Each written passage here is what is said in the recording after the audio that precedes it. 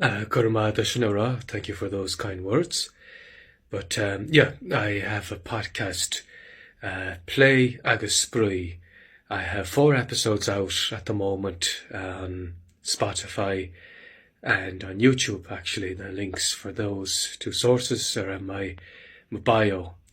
Look Tighailge. It's all true Irish, Tighailge. So, yeah, if you want to listen to me talking about things, my experiences as an islander and things I find simul, with it happens about simul. If you have a podcast, you can listen to the podcast. Shnei Marsha, Slán go fóil. Well, tógh le gailge me, John in the Soir, ar nus much card agus like my brothers, sisters, my friends that grew up here, Irish is very much Chang of first language. But yeah, probably around, I started to pick up more English from the telly and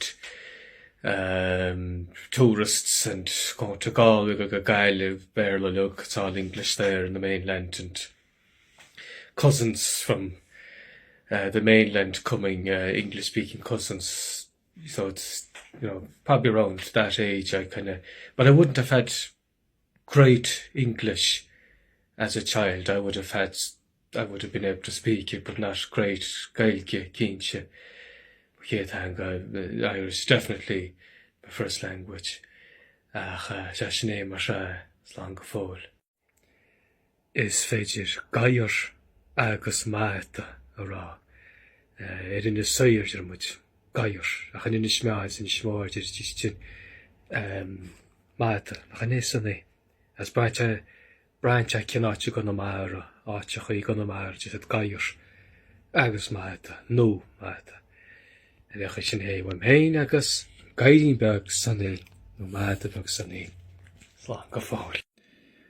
Yes, that's it exactly. Every language, they'll abbreviate, they'll shorten things with fluency.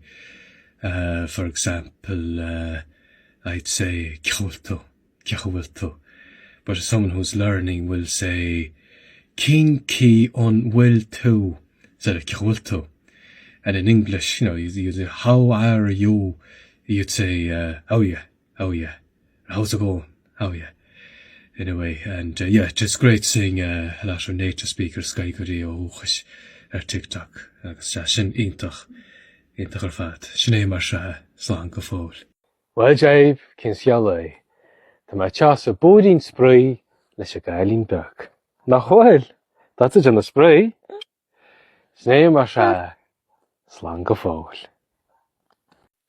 Seo léróid pelle a rinne mé tá sé dúnta as Pín Albanach agus tá an dá seo ar an léróid mar bhí sé beagnach nóra bhí sé muoithe an dálamh bhí sé beagnach ag lufa agus seo é an ardán léróid ag mar sin agus seo cean eile níl an cean seo tá sé dúnta ó as chun do bhuió tá sé meáil amach agus gearrí mé na líne seach ór eile agus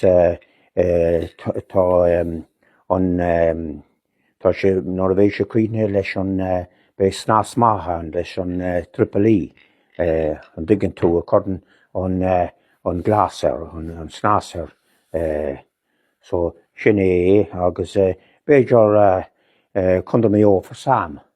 Cé sin tá dúnis? Tochras. Tochras. Kerslín. Amá.